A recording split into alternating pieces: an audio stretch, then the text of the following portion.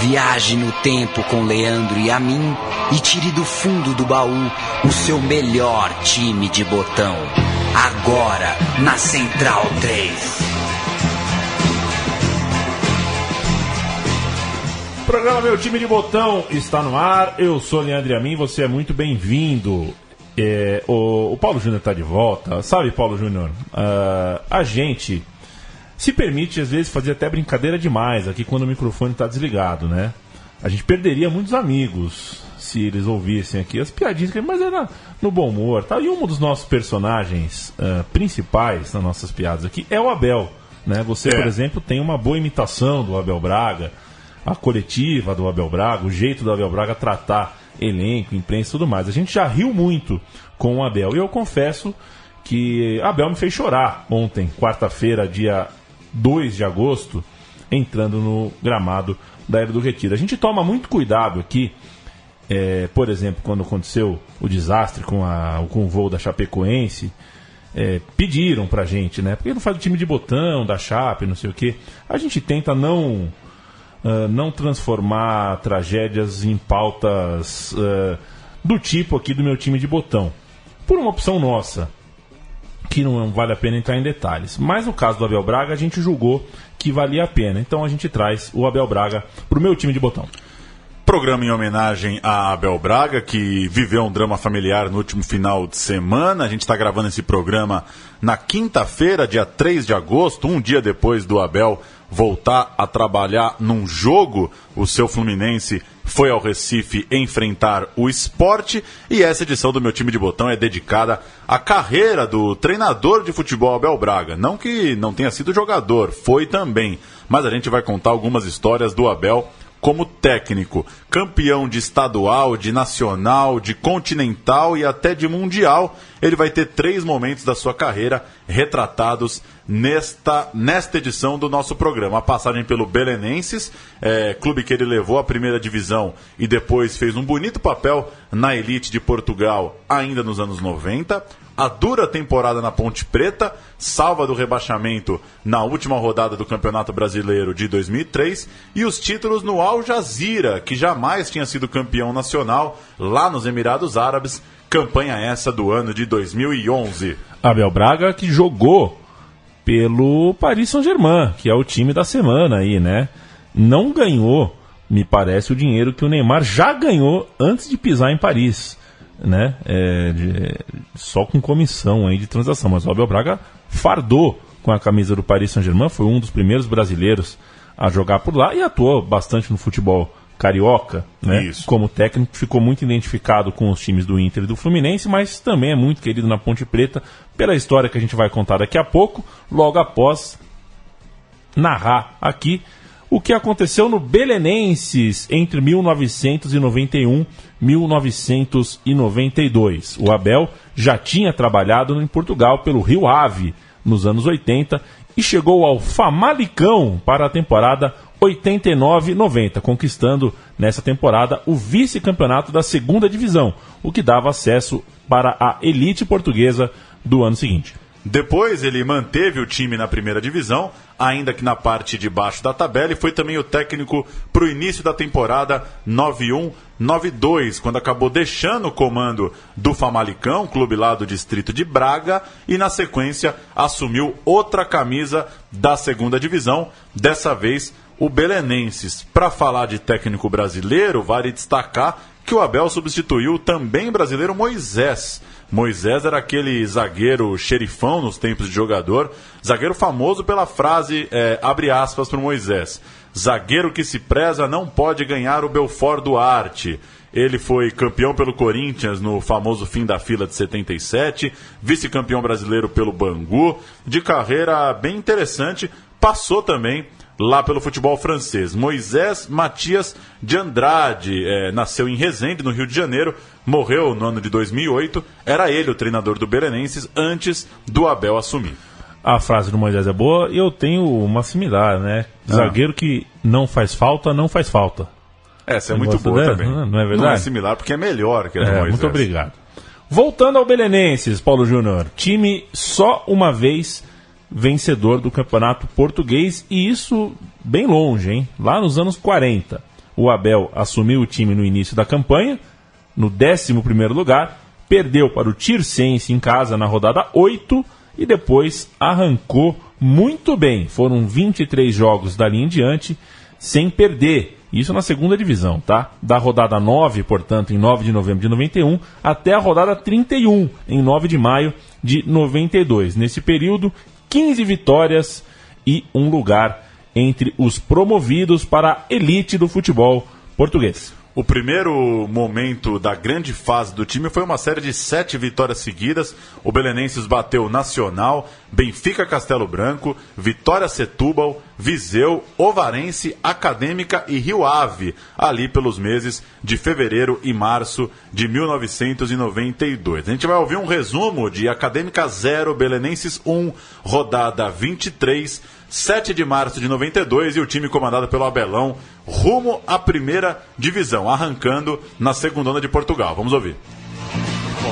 E o Belenenses cedo revelou uma personalidade forte, com a equipa a desenhar exatamente o mesmo esquema que apresenta no Restelo. Aqui Taira remata sem preparação logo no primeiro minuto. Do lado da Académica, o futebol coletivo em situação de ataque era menos fluido e sobressaía a qualidade individual de alguns executantes, como aqui Latapi, a combinar com Lewis aos 6 minutos. 23 minutos, primeira grande situação de golo. Emerson põe a bola no vazio entre os centrais e Paulo Sérgio desperdiça perante a saída de Pedro Roma. Logo na resposta, Latapi abre milimetricamente em Crisanto, o centro sai excelente, mas Mendes falha a pontaria. Última situação de perigo do primeiro tempo surge aos 32 minutos, quando esta poderosa progressão de Rocha serve o remate a José do Carmo e Pedro defende em bom nível. No segundo tempo, logo aos 2 minutos, vai surgir o golo do Belenenses. Taira enche o pé num momento de grande espetáculo. Taira, um médio que atinge agora um excelente nível exibicional, a exigir rapidamente os grandes palcos. Aqui, um remate indefensável.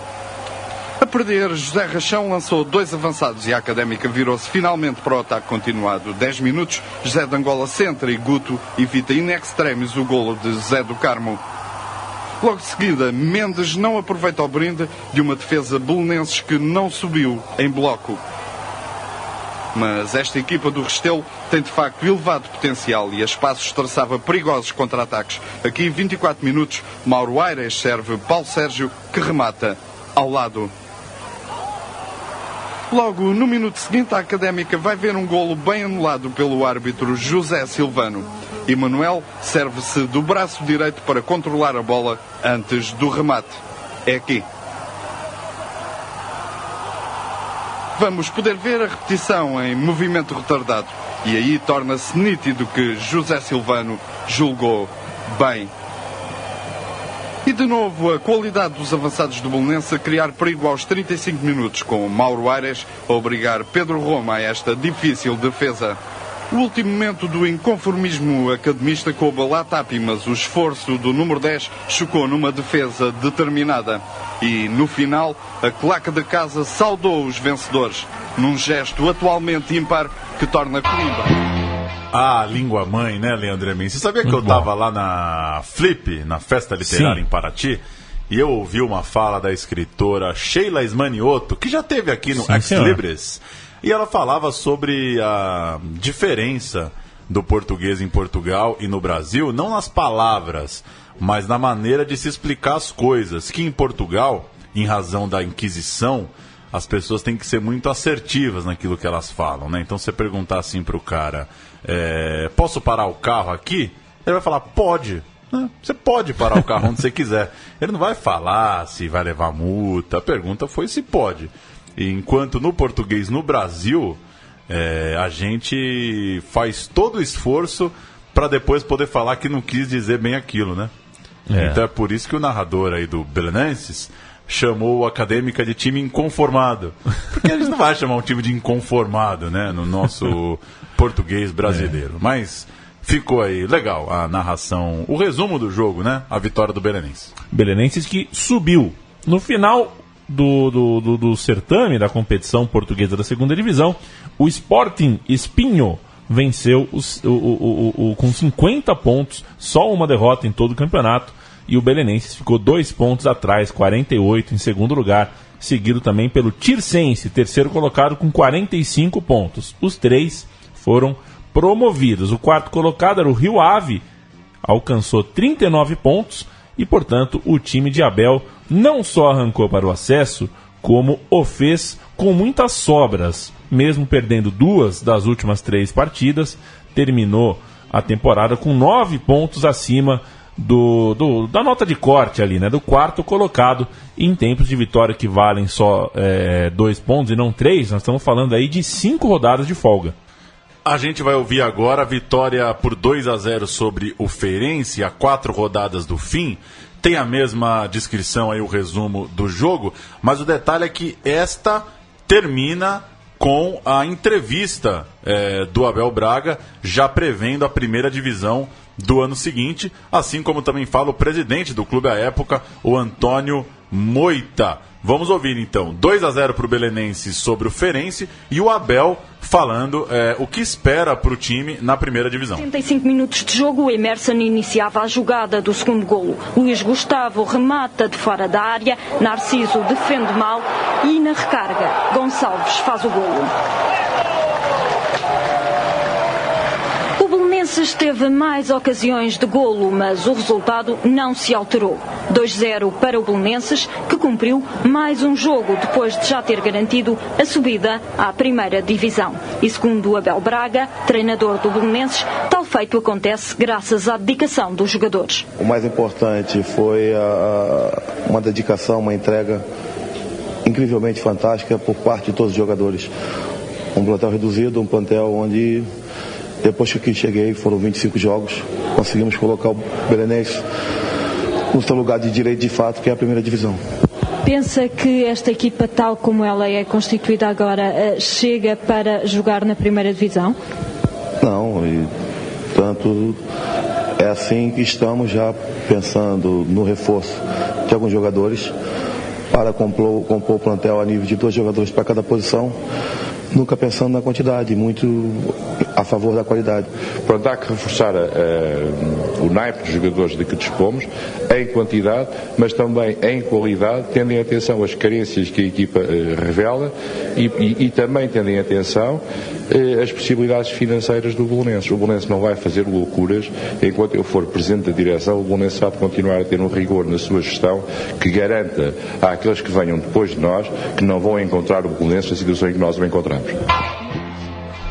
Os principais reforços para essa campanha do acesso foram Emerson, Mauro Aires e Luís Gustavo. Emerson é aquele volante brasileiro que depois jogou pelo Porto, Middlesbrough, Deportivo, Atlético de Madrid, Rangers, futebol grego, rodou bastante. Chegou aos 19 anos no time de Lisboa e fez uma boa campanha, ainda muito jovem, lá no Belenenses. O Luís Gustavo era um atacante revelado no Cruzeiro, integrante da seleção brasileira sub-20 no Mundial de 1989 e que depois no Brasil rodou por Inter, Vitória, Fluminense, jogou aqui também no interior de São Paulo, entre outros cantos. E o Mauro era um atacante argentino que foi aos Jogos Olímpicos de 88, jogou pelo Ginásio La Plata, jogou pelo Argentinos Júniors, pelo Independiente e seguiu para a Europa. Primeiro jogou no Bari, depois foi lá para o Belenenses. No Benfica, ele ficou famoso, marcado por ter feito um dos gols do título da Taça de Portugal de 96 contra o Sporting. Jogava o Paulo Nunes nesse time de 96? No Benfica? É. Ah, isso me pegou. Não sei ainda, acho que ele foi jogar depois, né? Ele saiu do Grêmio pro Benfica, né? Enfim, isso não importa. Na temporada 92-93, o Abel permaneceu no Belenenses e defendeu o clube por toda a campanha que acabou com o 7º lugar na primeira divisão. Em determinado momento do campeonato, o clube chegou a ser o vice-líder, mais precisamente após a 9ª rodada. E a essa altura, o Abel concedeu uma belíssima entrevista sobre o momento do clube, do Belenenses, e também do futebol português, colocando os 3 gigantes do país, claro, como favoritos ao lado do Boa Vista, mas também falando sobre a sua equipe possante indo com muita valentia aos primeiros postos do campeonato português. A entrevista é longa, né? Dá pra quem quiser buscar, é só jogar aí no YouTube Abel Braga, treinador do Belenenses. A gente vai ouvir só um trechinho então da participação do Abel. Um tostão. Eu creio que ele não será para esse ano. Eu creio que serão os 3 candidatos, juntamente com Boa Vista, as equipes que irão disputar o título. Já admito o Boa Vista nesse núcleo como uma possibilidade. Já é uma grande coisa. Já é um progresso. Pelo futebol personalizado que vem jogando. E teria um favorito neste momento, atendendo ao que as equipas estão a jogar, Sporting, assim, Benfica, mais... Não, porque não venho nem...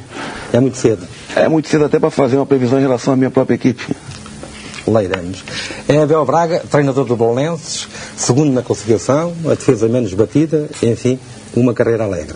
Lá iremos conversar sobre o Belenenses. Por agora vamos ao Gil Vicente Benfica, um jogo que não se marcou e um que se marcou.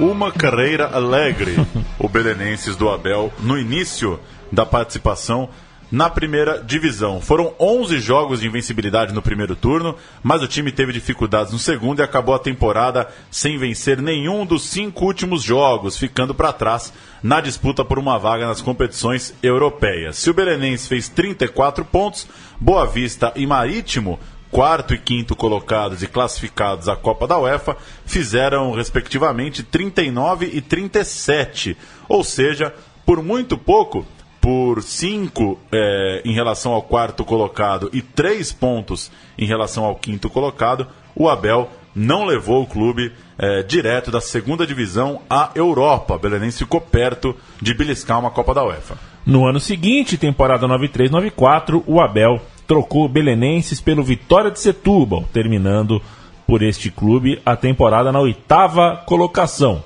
Ano seguinte, 95, ele volta ao Brasil para ser técnico do Vasco da Gama, treinar o time. Técnico do Vasco, eu aplaudo, porque o cara treina o time da linha de fundo, né? O banco de reserva de São Januário é realmente sui generis. E o ponta esquerda fica longe no primeiro tempo, mas fica no teu nariz no segundo tempo.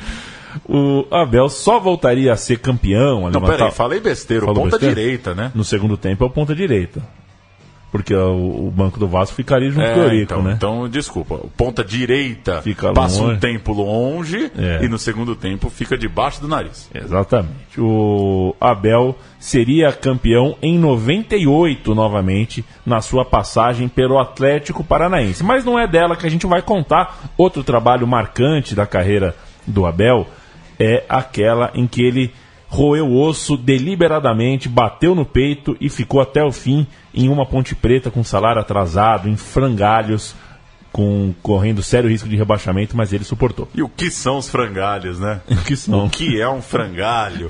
Ponte Preta contrata o técnico Abel Braga. Essa foi a notícia em Campinas em 11 de dezembro de 2002, depois do treinador comandar o Atlético Paranaense nos últimos 7 jogos do Campeonato Brasileiro. Ele substituiu o Vadão. E além dos já citados Vasco e Furacão, nesse meio tempo o Abel passou também por Internacional, Coritiba, Paraná, Olympique de Marselha, Atlético Mineiro e Botafogo, sendo campeão paranaense tanto pelo Atlético quanto pelo Coxa.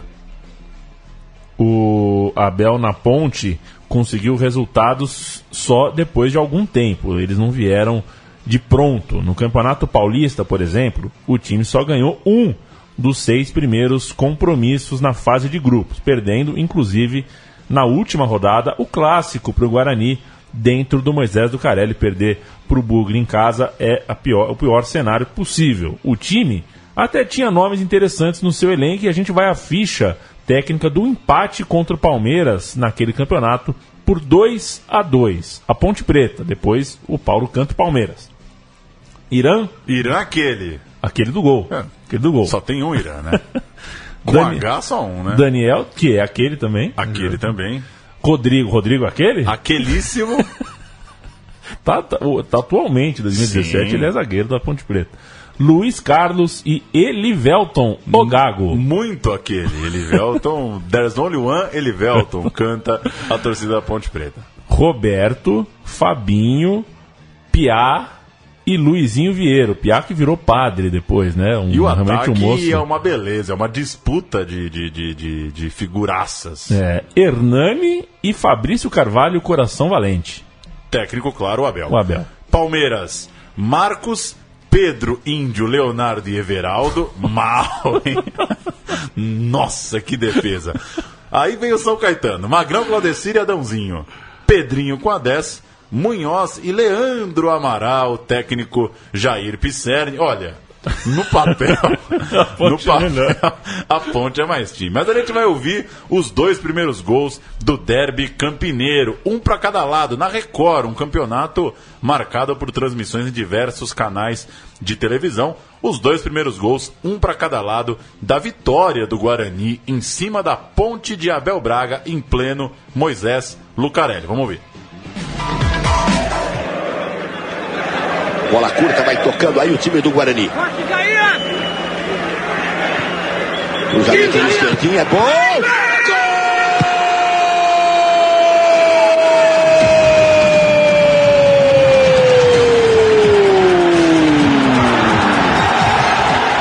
Gol contra! Mas olha como o esquerdinha tocou essa bola! O jogador do Guarani, Isaías, jogador da Ponte, tocou na... Mas que jogada esquisita! Olha só! Quando ele veio pra bola, eu tive a certeza de que ele tinha muita condição de botar essa bola para escanteio ou de fazer um corte. Mas assim, para botar mais pimenta ainda nesse derby, isso é assunto para semana inteira em Campinas. Um pouco para a saída do Rodrigo, o zagueiro da Ponte. Lá vem cruzamento. Olha! Gol! Muito anômalos, meio anormais no futebol. Tanto do Guarani quanto esse. Você viu aí o toque do Adrianinho? Ninguém esperava, o Sérgio Alves veio por trás a 27 para fazer o gol. Paulo Júnior, é o Dr. Osmar gols falando aí. Anômalos. Que foram 2 gols bem estranhinhos mesmo, né? Sabe que o Dr. Osmar teve um jogo, quando ele era comentarista do SBT, Palmeiras e Boca em 99 ou 8, pela Mercosul, e entrou um menino no segundo tempo chamado Palermo. E o Dr. Osmar pediu a palavra, né? Falou, eu tenho que falar, eu não gostaria de falar isso, mas eu sou médico. Eu, como médico, eu tenho que dizer, esse menino que entrou em campo não está normal. Aí ficou, como assim, tá dopado? Fala, olha, ele salta, pula e faz gestos malucos. Isso não é normal de um jogador dessa idade. Sério? E aí ficou todo mundo, pô, tá aí o Dr. Osmar revelando, não sei o quê. Mas o Dr. Osmar, pra mim, é um grande, eu já falei aqui em outro programa, a gratidão que a minha família tem por ele. E você sabia que eu fiz fisioterapia na clínica Dr. Osmar, que leva seu nome. E ele também é nome da praça ali, né? No metrô Barra Funda. Dr. Osmar. Depois, seguindo no Paulistão aí da Ponte do Abel, já no torneio dos eliminados, né? Quem avançava seguia rumo ao título e os outros ali contra o rebaixamento. O Abel admitiu que já começou a fazer testes para o Campeonato Brasileiro. O time venceu a Portuguesa, a Inter de Limeira e o América. E empatou com Ituano, Mojimirim e Marília, passando longe da zona de rebaixamento. A Ponte se manteve ali na primeirona do Paulistão e o brasileiro começou em 30 de março com a Ponte visitando o Inter no Beira-Rio.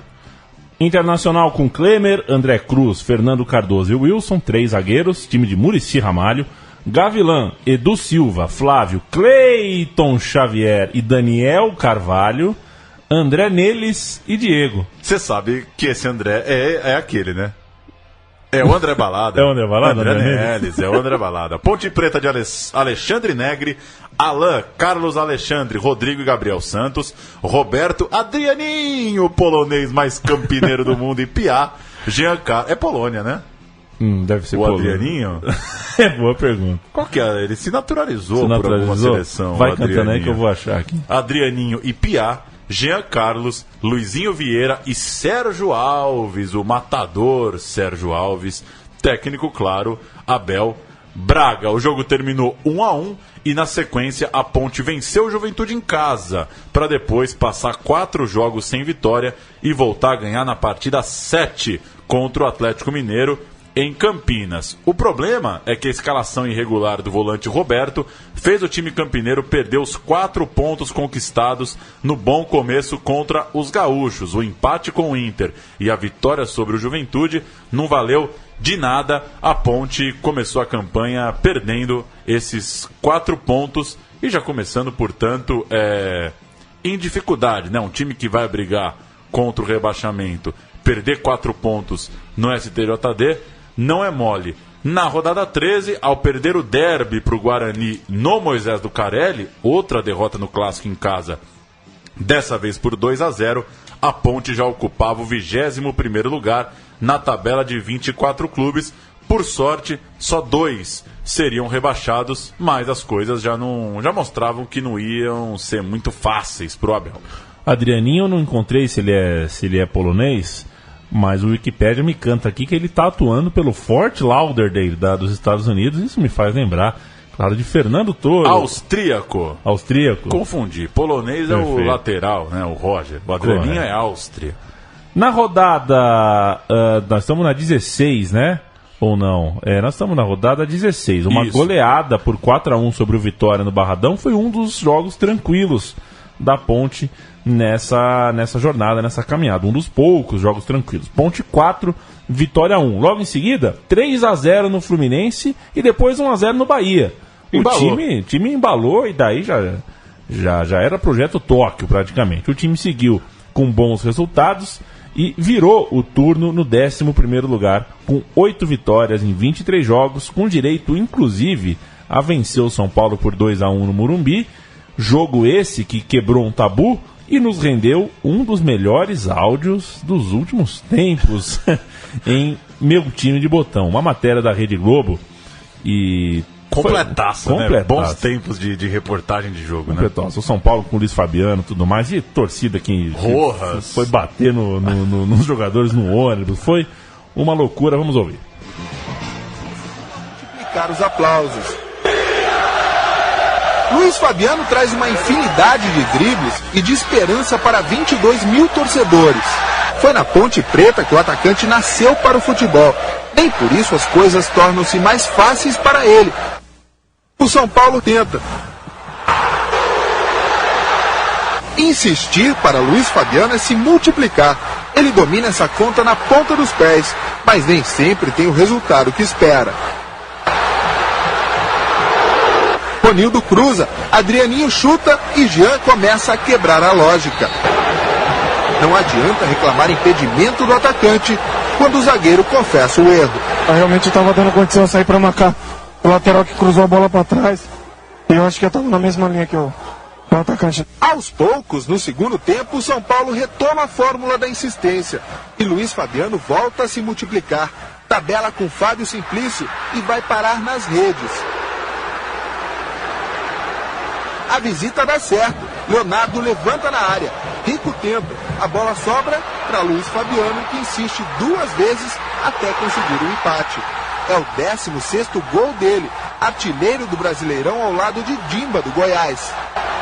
Luiz Fabiano empolga-se tanto que às vezes perde a cabeça. O árbitro Rodrigo Matos Sintra vê o impedimento de Gustavo Neri e anula o gol.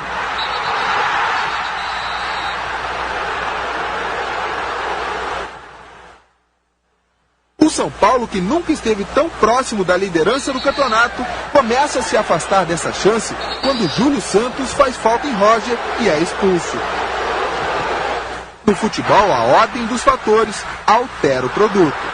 O São Paulo ataca, mas aos 40 minutos do segundo tempo fica sem goleiro e tem que improvisar. Como já tinha cartão amarelo, Rogério recebe o vermelho. Rojas, que depois também acabaria expulso, precisa conter o goleiro. A gente fica tentando jogar rápido, o cara chuta a bola pra fora, o juiz não dá cartão, não dá nada, um banana, o juiz vai fazer o quê? Aí expulsa a gente, mas não adianta querer jogar. A intenção dele ele já demonstrou desde o começo da partida. Como o São Paulo já havia feito 3 substituições, o jeito é improvisar o coringa Gustavo Neri no gol. O perigo muda de lado. Fabiano faz falta em Piá. Ronildo cobra e Rafael Santos ajuda a Ponte Preta a quebrar um tabu de 22 anos. Alguns jogadores do time de Campinas são agredidos por torcedores são paulinos quando entram no ônibus. O goleiro Lauro sofre escoriações no braço esquerdo. Fala que o clube do São Paulo é organizado pra caramba. Como que pode o jogador, depois de uma derrota, ser hostilizado pela torcida e ser agredido como nós fomos aqui? Pesado, hein? Gustavo Neri no gol, Rogério Ceni falando abobrinha. Batendo Lauro. Batendo Lauro. E as imagens, Paulo, não sei se você vai lembrar, né? O ônibus da Ponte Preta é o famoso Caprioli. O Caprioli. O Capriolão. O time que ia visitante aqui em São Paulo pegava um ônibus meio camuflado, que era o Capriolão. Que beleza. Que devia ser um baita de um time de futebol de salão, assim, o time do Caprioli, né? Uns motoristas salãozeiro, né? Como diria o outro. A coisa desandou para a Ponte Preta. Naquela temporada, o clube chegou a sofrer com 9 meses de salários atrasados e Abel Braga foi perdendo jogadores. Perdeu 21 no total, sendo vários titulares. Vale lembrar uma fala do Abel recente sobre a época, abre aspas, para Abel Braga. Os caras abandonaram o clube por falta de salário e pressão da torcida. Eles iam ao supermercado com a esposa e tinham o carro amassado. Muitos não aguentaram a pressão. Eu fiquei com um time de garotos e eu dizia para os garotos que a responsabilidade não era deles. Os jogadores que tinham a responsabilidade largaram o time. Aí a torcida abraçou a equipe e conseguimos salvar a Ponte no último jogo. Recordação do Abel Braga. Que eu tenho muito nítida na memória também. Essa fase final, o Abel Braga ali totalmente à flor da pele. Um time da Ponte Preta cheio de jogadores. Eu não vou julgar jogador que vai embora porque não está ganhando salário, porque afinal de contas está combinado, está assinado. Mas nós estamos falando da Ponte Preta, né? E perder 21 jogadores em um retorno é muito pesado. E foi o peito de aço do Abel ali que impediu algo mais grave, no caso, um rebaixamento. Foram 7 jogos sem vitórias no início do retorno. A parte de baixo da tabela já tinha se tornado uma realidade e o Abel, inclusive, se mostrou pra lá de irritado com o excesso dos jogadores que lá estavam, né? Que os que já tinham ido embora, claro, não estão no que a gente vai ouvir agora, mas os jogadores que estavam lá, tava aquela coisa de dar uma saidinha, o jogo de quarta e domingo, Empatou contra o Grêmio em Porto Alegre e achou que podia fazer uma baladinha em Porto Alegre. Aí ouviram, hein? Aí ouviram. Esse é um videaço. Esse é um videaço. Preste bem atenção porque tem alguns pis aí, mas a TV Globo conseguiu pegar uma conversa que era para ser só entre técnico e elenco. Mais ou menos no centro do gramado. Pode ser que tenha sido pra ouvir mesmo, né? Claro pra machucar. Que foi. Eu acho que foi pra dar um chacoalhão ali. O Abel foi bem nessa. Vamos ouvir. Sido que nunca. Aí falta com respeito do homem que nunca faltou com respeito. Excessos na noite de Porto Alegre, após o jogo contra o Grêmio, deixaram o técnico profundamente irritado. Falta de respeito com quem não fez. Falta de respeito comigo. Que não tem nem que me pedir, né, Rodrigo? E vamos ver quem falei, ó. Quando jogar 4 comigo, não tem saída. Acabou a bebida no hotel. Pelo menos uma vez na vida. Um grande. O que eu falei foi coisas. Isso aí, se vocês pegaram, não era nem para ter pego, né? Isso aí é invasão de privacidade. O técnico desconversa sobre quais seriam os problemas em Porto Alegre, mas manda um recado. Porque às vezes há um certo tipo de empolgação e de irresponsabilidade profissional que pode custar caro. Essa não é a primeira reunião onde o técnico solta o verbo. Há quase um ano na Ponte, ele não tem papas na língua, principalmente em caso de derrota. Nós sempre fazemos uma marcação individual na bola parada. Hoje eles pediram para marcar passe por zona. Agora eu vou cobrar dele, eu gostei muito da zona de vocês. Esse é Abel, a mesma paixão pelo clube que defende e a mesma franqueza nos momentos difíceis. A última frase aí não ficou claro, né? Eu tava indo embora dessa merda, vocês que me pediram pra ficar. Pois é. Portanto, me respeitem as ordens que eu dou e cortou bebida no hotel, né? Uma hora, né? Chega de... Jogou de quarta e domingo, não tem saída. Toma essa. Ponte Preta seguiu tropeçando até um respiro exatamente contra o Guarani. Fez 3-1 no Brinco de Ouro, descontou a derrota no turno. Mas as coisas seguiam muito mal e a derrota para o Santos por 4-3 em casa, na rodada 42 de 46, essa derrota deixou o drama escancarado. Grêmio lanterna com 40, Bahia na zona de rebaixamento com 43, Ponte, Fortaleza e Paysandu no limite com 45. Eram os principais candidatos ali ao rebaixamento. A Ponte, então, tinha 2 pontos acima do Bahia, que estava sendo rebaixado naquele momento. No jogo 43, e aqui eu já abro parênteses, porque... Que é uma beleza, né? Com 46 rodadas dá tempo de... Nossa Senhora! É no Brasileirão ideal, né? 24 clubes eu acho que é um bom número pro que a gente tem no Brasil. O empate contra o Coritiba deixou a Macaca 3 pontos acima da zona, com Grêmio e Bahia. Mas no jogo seguinte, derrota para o São Paulo em casa por 2-1, e o time de Abel Braga foi jogado para a lanterna. O campeonato caminhava para as 2 rodadas finais com a seguinte classificação: Juventude 50, Fluminense 49, Paysandu e Fortaleza 48, Grêmio, Bahia e Ponte Preta 46. Então, num universo aí entre a Ponte 46 e o Juventude 50, 4 pontos com 6 a serem jogados. 2 vagas na Série B, 2 vagas de rebaixamento para 7 Tigres desesperados. Na penúltima rodada, o Juventude venceu e escapou desse bolo. O Flu levou 5 do Cruzeiro campeão, Cruzeiro de Alex e Luxemburgo, enquanto o Paysandu perdeu para o Guarani. O Grêmio empatou com o Santos, a Ponte empatou com o Flamengo e o Bahia levou 3-2 do Criciúma. Ou seja, todo mundo se seguiu ali no bolo, com exceção do Juventude, né? Que escapou, e tudo aberto para a rodada final. Ponte e Bahia entravam na rodada final na zona de rebaixamento. Eram os 2 que, se perdessem, caíam. 13 de dezembro de 2003, 7 dos 11 titulares da Ponte eram da base. Olha o drama.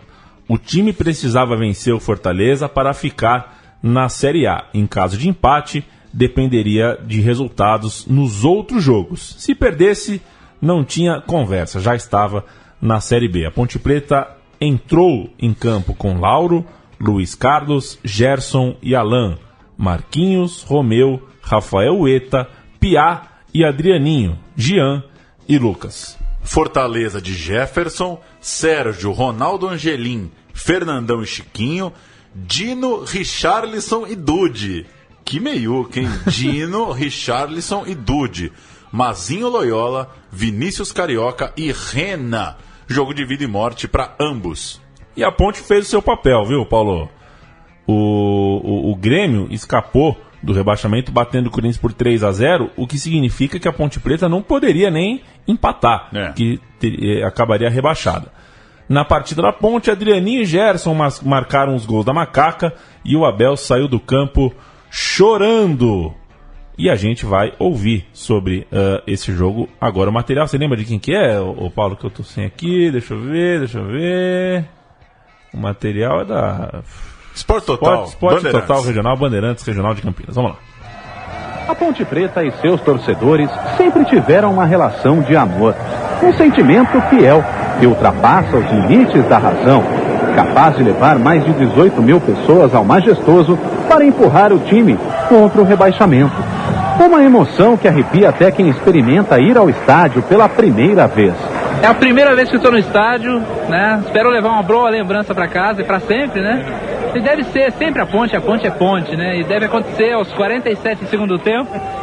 Gol de cotovelo, 2-1 para a Ponte Preta. Mas emociona também, cansado de acompanhar a equipe.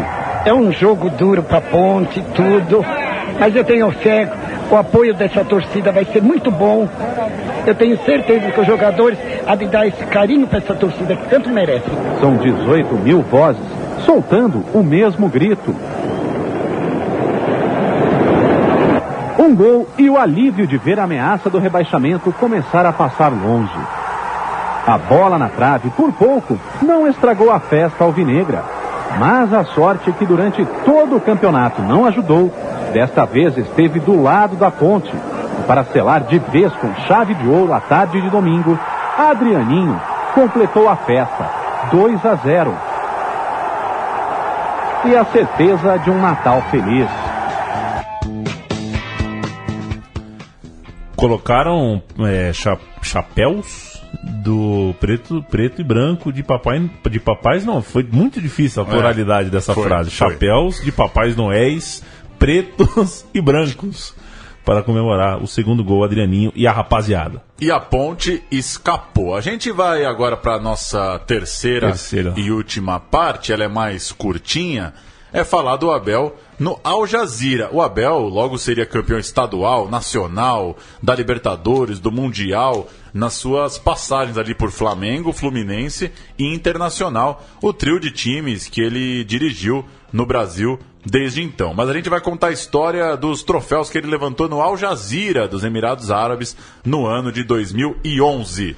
Depois de campeão gaúcho em 2008, o Abel aceitou a proposta dos árabes e o Tite assumiu o Internacional no seu lugar. Lá nos Emirados Árabes, depois de uma sequência de 3 vice-campeonatos seguidos, o Al Jazeera finalmente levou o seu primeiro troféu para casa. Foi o primeiro título da Football League, o campeonato nacional dos Emirados Árabes Unidos. Isso foi na temporada 2010-2011, a 36ª edição da Liga, que tinha ali a sua terceira edição profissional. As outras 33 tinham sido em caráter amador ou semi-amador. O título foi conquistado com muita autoridade, num total de 16 vitórias, 5 empates e só uma derrota em 22 jogos. 53 pontos ganhos contra 41 do vice-campeão. Em casa, uma campanha invicta onde sobraram goleadas. Olha só, em 10 dos 11 jogos, o time do Abel fez pelo menos 3 gols. E fora, o único revés foi para o Al Ain, uma derrota de 4-1 como visitante. O brasileiro Baré, que do Grêmio, na virada do século, foi jogar no Japão e rodou a Ásia, foi o artilheiro do time com 11 gols, enquanto o Ricardo Oliveira, olha ele aí, marcou 9. A taça foi confirmada em 16 de maio de 2011, garantindo o segundo título da temporada, já que um mês antes a equipe do Abel Braga também levou a Copa do país, quando bateu o Al-Wahda por 4-0. O Al-Wahda que tinha Fernando Baiano, o time que acabou com o vice-campeonato daquela Copa. Na passagem pelo clube, ao todo, o Abel Braga fez 86 jogos, ganhou 51 vezes, empatou 21 e perdeu só 14. Números muito positivos do Abel lá em terras árabes.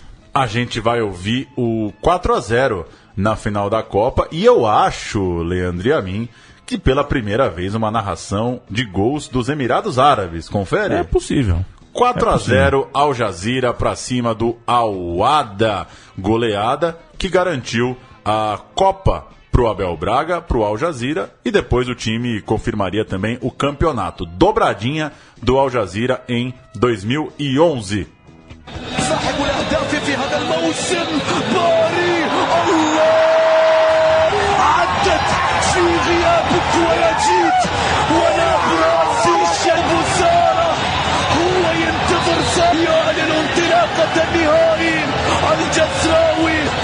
تعود الكرة من جديد. باري استلام، باري مرور، باري تقدم، باري مرور. يا سلام، الله على المهارة العرضية يا رب.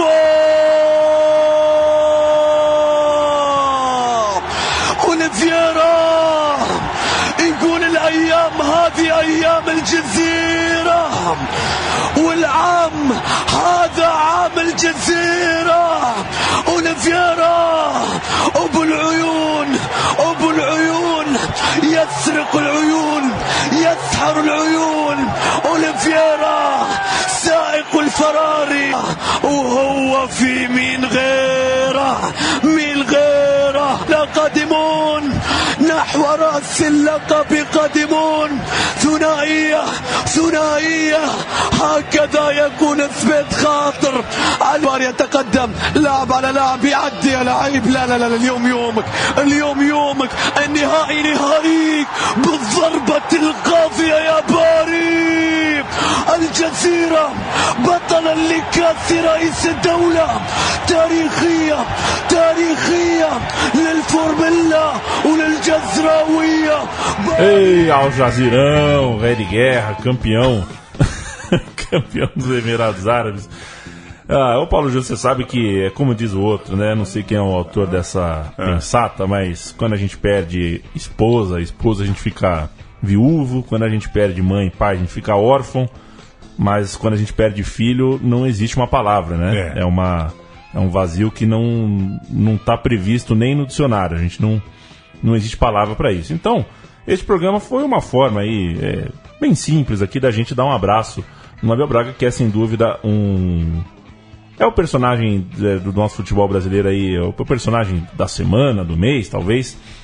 Mas é um personagem, acima de tudo, que está há muitos anos aí no futebol brasileiro, no futebol de topo, conseguindo títulos aí. E no fim das contas, a gente brinca, a gente fala do jeitão dele, mas é um cara que o mundo do futebol parece gostar muito, né? Parece ser um cara que merece, assim, realmente o que está recebendo de solidariedade do mundo do futebol. Voltou a trabalhar, mesmo liberado, e nesse final de semana, nesses dias, né, que o ouvinte está acompanhando esse programa, vai ter um jogo no Maracanã. Esperamos que abraçado também pela torcida do Flu, pelo Carioca, como foi em Recife ao visitar o Sport. É isso, toda a força pro Abelão, nem tem muito o que falar, né? É difícil nesse momento, torcer para que ele supere e siga aí trabalhando e vivendo da melhor maneira possível. Valeu! Valeu! O programa Meu Time de Botão volta semana que vem.